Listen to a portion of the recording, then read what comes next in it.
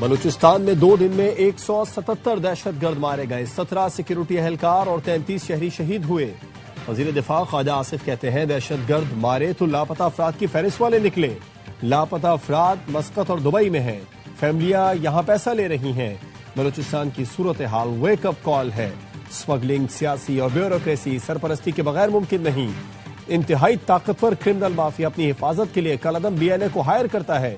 یہ مافیا تیل کی سمگلنگ سے روزانہ 4 ارب روپے کما رہا ہے۔ 40 روپے لیٹر والا ایرانی تیل کراچی میں 200 روپے لیٹر بیچا جاتا ہے۔ سمگلرز کے دم پر پاؤں رکھا تو یہ امن و امان خراب کرنے آ گئے۔ بلوچستان میں محرومی کا بیانیہ انہی سمگلروں نے بنایا۔ بلوچستان کو غیر مستحکم کرنے کے لیے بھارت سازشیں کر رہا ہے۔ بلوچستان میں بھارتی حمایت یافتہ پراکسیز موجود ہیں۔ دہشت گردوں سے کوئی مذاکرات نہیں ہوں گے، انہیں مکمل ریاستی طاقت کے ساتھ جواب دیا جائے گا۔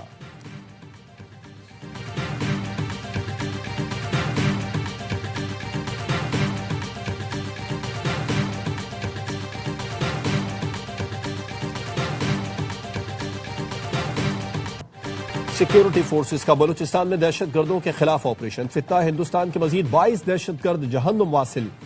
3 روز کے دوران ہلاک دہشت گردوں کی تعداد 177 ہو گئی۔ سیکیورٹی ذرائع کا کہنا ہے کارروائی گزشتہ رات کی گئی۔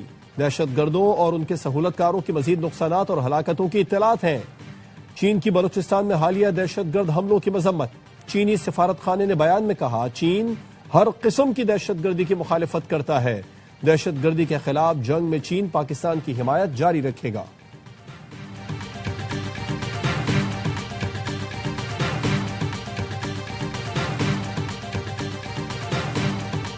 KP میں امن کے لیے صوبائی حکومت ذمہ داری نبھائے، وزیر اعظم شہباز شریف کی وزیر اعلیٰ سہیل آفریدی سے ملاقات میں گفتگو۔ کہا دہشت گردی کا مقابلہ کرنے کے لیے KP حکومت اداروں کو مضبوط بنائے۔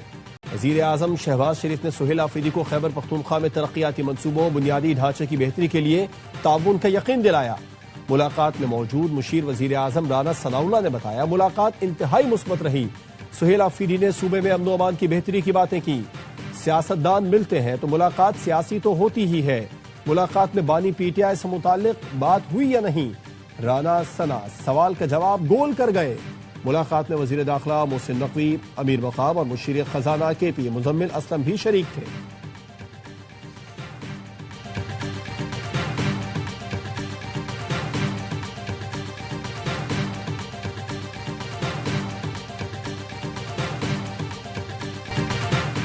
وزیر اعظم سے ملاقات بانی کے لیے تھی، نہ ان سے متعلق کوئی بات ہوئی۔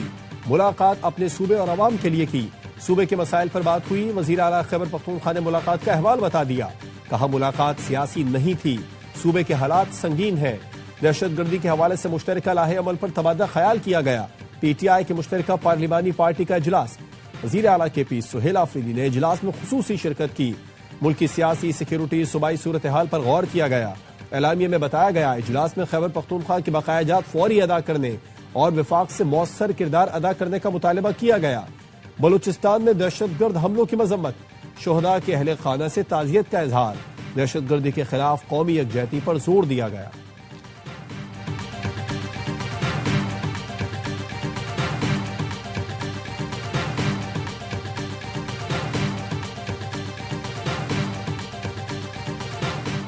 اسلامی فوجی اتحاد مل کر دہشت گردی سے بہتر نمٹ سکتا ہے۔ انسداد دہشت گردی کے حوالے سے پاکستان کا کردار قابل قدر ہے۔ مسلم ممالک کے انسداد دہشت گردی اتحاد کے سیکریٹری جنرل میجر جنرل محمد بن سعید کا اسلام آباد میں تقریب سے خطاب۔ کہا تقریب میں شرکت میرے لیے باعث اعزاز ہے۔ وزیر دفاع خواجہ آصف نے کہا پاکستان خطے میں پائیدار امن کے لیے کردار ادا کر رہا ہے۔ پاکستان کو 2 دہائیوں سے دہشت گردی کا سامنا ہے۔ پاکستان کا دہشت گردی سے نمٹنے کا وسیع تجربہ ہے۔ دہشت گردی کا قلع قمع کیے بغیر امن اور ترقی ممکن نہیں۔ پاکستان IMCTC کے ساتھ مل کر کام کرنے کے لیے پرعزم ہے۔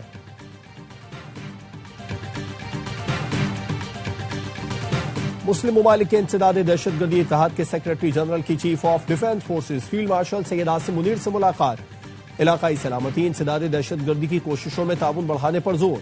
باہمی تعاون، انٹیلیجنس شیئرنگ کے لیے مشترکہ عزم کا اعادہ۔ فیلڈ مارشل نے اسلامی دنیا میں استحکام کے فروغ، انسداد دہشت گردی اتحاد کی کوششوں کو سراہا۔ میجر جنرل محمد بن سعید کا دہشت گردی کے خلاف پاکستان کی قربانیوں کا اعتراف، مسلح افواج کی پیشہ ورانہ مہارت کو سراہا۔ لیبیا کے مسلح افواج کے کمانڈر ان چیف کی بھی جی ایچ کیو میں فیلڈ مارشل عاصم منیر سے ملاقات، خطے کی موجودہ سیکیورٹی صورتحال اور درپیش چیلنجز پر گفتگو۔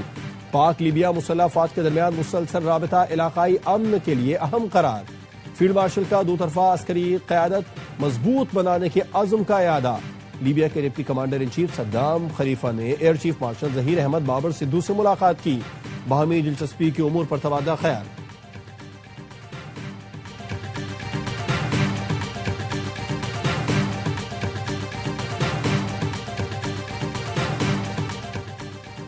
وزیر اعظم سے دورہ پاکستان پر آئے صدر عالمی بینک اجے بنگا کی ملاقات۔ وزیر اعظم کا کہنا تھا عالمی بینک کا کنٹری پارٹنرشپ فریم ورک کے تحت تعاون قابل تحسین ہے، حکومت پائیدار اقتصادی استحکام کے لیے جامع اصلاحاتی پروگرام پر عمل پیرا ہے۔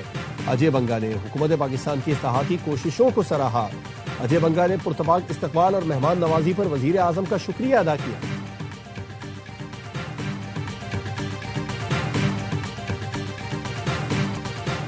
لاہور میں بسنت کی تیاریاں عروج پر، زندہ دلوں نے شہر کو بڑی بڑی پتنگوں سے سجا دیا۔ لاہور کے لبرٹی چوک میں پاکستان کی سب سے بڑی پتنگ نصب، لکھنؤ گٹ کی پتنگ کی تیاری میں 10 دن لگے۔ سب سے بڑی پتنگ وزیر اعلیٰ پنجاب مریم نواز کی ہدایت پر تیار کی گئی۔ چوک چوراہوں پر بسنت کے رنگ، سڑکیں برقی قمقموں سے روشن، مارکیٹس میں پتنگ بازی کے سامان کی مانگ بڑھ گئی۔ لاہور میں دوسرے دن بھی 18 کروڑ کی پتنگوں اور ڈور کی خریداری، لاہوریوں نے 2 دن میں 34 کروڑ خرچ کر ڈالے۔ دوسرے روز مارکیٹ میں 6 لاکھ سے زائد گڈے اور پتنگیں فروخت ہوئے۔ 25 سال سے بسنت کو ترسے لاہوری ہر قیمت پر پتنگیں اور ڈور خریدنے کو بیتا۔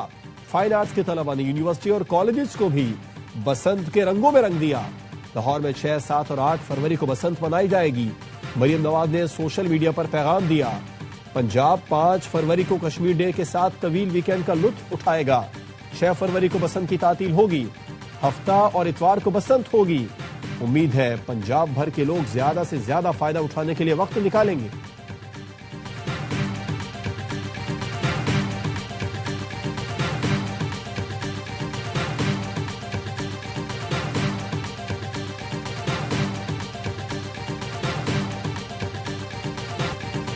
لاہور میں بسنت کی تیاریاں زور و شور سے جاری، لاہوریوں کو کھانا پینا بھول کر حویلیوں کو سجانے کی دھن سوار۔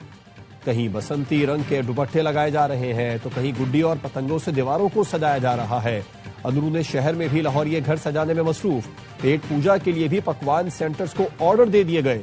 حویلی کے مالک نے بتایا بسنت والے دن ناشتے میں ہریسا اور گرین ٹی، دوپہر میں پالک چاول اور دال چاول کو آرڈر دیا ہے۔ رات میں چھت پر لڑکوں کی محفل میں باربیکیو ہوگا۔ حکومت نے اجازت دے دی تو میوزک کا تڑکا بھی لگائیں گے۔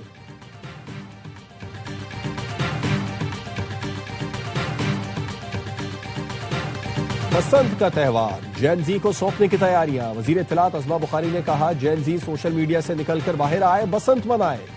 کہا میرے بچوں کو تو بسنت کا معلوم ہی نہیں ہے، ہمارے گھر میں بھی بسنت منائی جائے گی۔ شوہر اور بہنوئی میں مقابلہ طے ہوا ہے، دیکھتے ہیں کون جیتتا ہے۔ وزیر اطلاعات پنجاب نے کہا بسنت کے 3 دن الیکٹرک بسیں، رکشے اور ٹیکسی مفت سہولت فراہم کریں گی۔ حکومت کا کام صرف SOPs پر عمل درآمد کرانا ہے تاکہ لوگ تہوار کو انجوائے کریں۔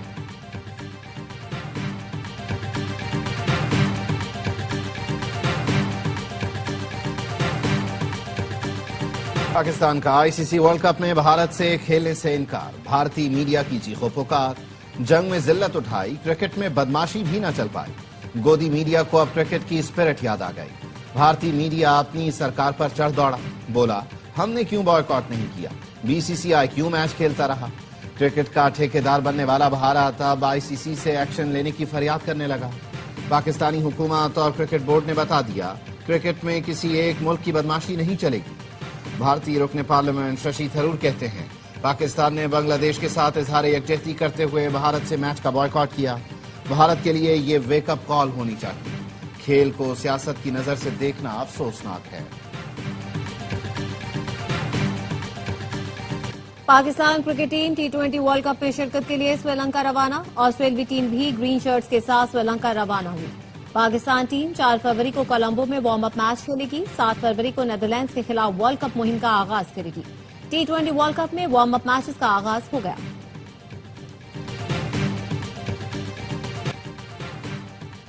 IG پنجاب ڈاکٹر عثمان انور کو تبدیل کر دیا گیا، راؤ عبد الکریم کو نیا IG تعینات کرنے کا فیصلہ۔ ڈاکٹر عثمان انور کو ڈی جی ایف آئی اے لگائے جانے کا امکان۔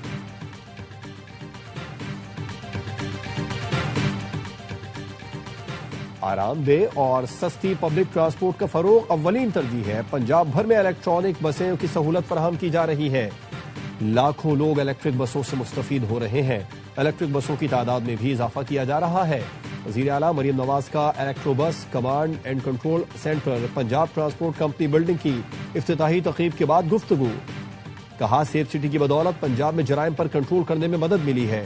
وزیر اعلیٰ پنجاب کی الیکٹرک بسوں میں خواتین کا تحفظ یقینی بنانے کی ہدایت۔ کراچی میں صدر الیکٹرانکس مارکیٹ میں آگ لگ گئی۔ آگ 7ویں فلور پر پارکنگ ایریا میں لگی۔ کئی گاڑیاں جل کر تباہ۔ 7ویں منزل پر آگ کی وجہ سے فائر بریگیڈ کو مشکلات کا سامنا کرنا پڑا۔ دھواں بھرنے کے باعث ایک شخص کی حالت غیر ہو گئی۔ فائر بریگیڈ نے کچھ دیر کی جدوجہد کے بعد آگ پر قابو پایا۔ میئر کراچی مرتضی وہاب بھی پہنچ گئے۔ اسنورکل پر چڑھ کر جائزہ لیا۔ کہا آگ پر بروقت قابو پایا۔ عمارت سے لوگوں کو ریسکیو کیا گیا۔ وزیر اعلیٰ سندھ کا آتش زدگی کا نوٹس، کمشنر سے رپورٹ طلب۔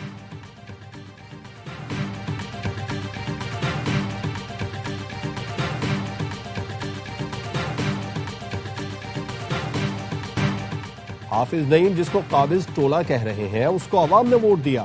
چھوٹے موٹے دھڑوں سے کچھ نہیں ہوگا۔ حکومت کو ہٹانا ہے تو الیکشن جیت کر آئیں۔ کل چارہ فیصل کو بلاک رکھا گیا۔ آئندہ سخت اقدامات ہوں گے۔ وزیر اعلیٰ سندھ مراد علی شاہ کہتے ہیں کچھ لوگ گل پلازہ سانحے کو سیاسی مقاصد کے لیے استعمال کر رہے ہیں۔ ہم متاثرین کے ساتھ کھڑے ہیں۔ جینے دو کراچی مارچ، جماعت اسلامی کی قیادت اور کارکنوں پر مقدمہ درج کر لیا گیا۔ گل پلازہ سے ملی 5 افراد کی باقیات ابھی تک ایدھی سرد خانے میں موجود ہیں۔ کوئی وارث سامنے نہیں آیا۔ 4 سے زائد افراد کی باقیات تاحال نہ مل سکی۔ سانحے سے متعلق پولیس کی تحقیقاتی رپورٹ جاری۔ اب تک 68 جاں بحق افراد کی میتیں ورثاء کے حوالے کی جا چکی ہیں۔ جس بچے سے آگ لگی اس کا بیان تیسری بار ریکارڈ کیا جائے گا۔ پہلی اور دوسری منزل کی سی سی ٹی وی فوٹیج دستیاب نہیں۔ فائر بریگیڈ اور ریسکیو ٹیم نے ریسکیو کے بجائے فوری پانی مارنا شروع کیا۔ شہری کا کہنا ہے دبئی کراکری کے دکانداروں نے لوگوں کو باہر نکلنے سے روکا۔ دکاندار کا کہنا ہے تقریباً 150 افراد کو راستہ دکھایا۔ B G I S P R کی یونیورسٹی آف تربت کے طلباء اور اساتذہ کے ساتھ خصوصی نشست۔ قومی سلامتی اور اہم امور پر مفصل گفتگو۔ اساتذہ اور طلباء کا مسلح افراد کے ساتھ قومی سلامتی کو درپیش خطرات کے خلاف متحد ہو کر مقابلہ کرنے کے عزم کا اظہار۔ طلباء نے کہا نشست ہمارے خیالات اور رویوں میں تبدیلی کا باعث بنے گی۔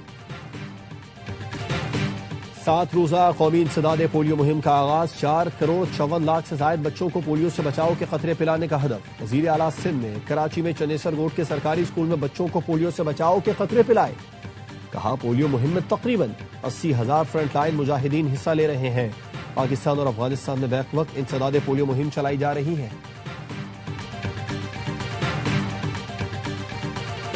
مشرق وسطی میں بڑی سفارتی پیش رفت۔ امریکی صدر کے خصوصی ایل سی اسٹیو وٹکوف اور ایرانی وزیر خارجہ عباس عراقچی کی جمعہ کو استنبول میں ملاقات ہوگی۔ ممکنہ جوہری معاہدے اور دیگر اہم امور پر بات چیت ہوگی۔ امریکی حکام کے مطابق صدر ٹرمپ معاہدے پر زور دے رہے ہیں۔ یہ ملاقات فریقین کا موقف سننے کے لیے رکھی گئی ہے۔ ایران نے بھی مذاکرات پر آمادگی ظاہر کر دی۔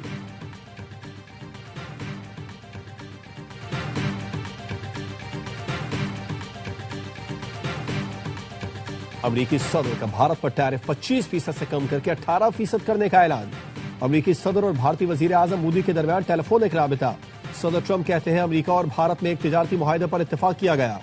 بھارت بھی جواباً ٹیرف اور دیگر رکاوٹوں کے خاتمے کے لیے اقدامات کرے گا۔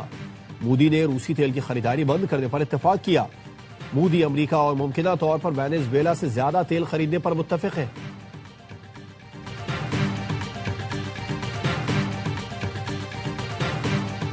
بھارت کو کھیلوں میں سیاست لانا مہنگا پڑ گیا۔ انٹرنیشنل اولمپک کمیٹی بھی ناخوش۔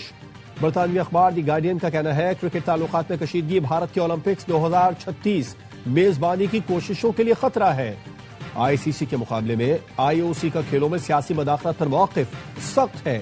آئی او سی ذرائع کے مطابق دیگر ملک بائیکاٹ کریں تو بھارت کو اولمپکس میزبانی دینا ناقابل قبول ہے۔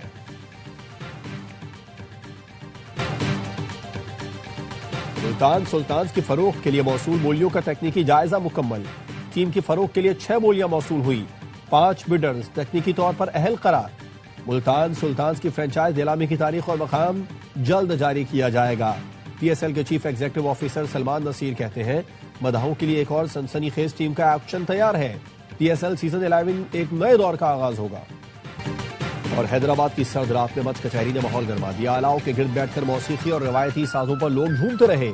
محکمہ ثقافت کے زیر اہتمام سندھ میوزیم کے آنگن میں مچھ کچہری لگائی گئی۔ نوجوانوں نے ایونٹ کو خوب سراہا۔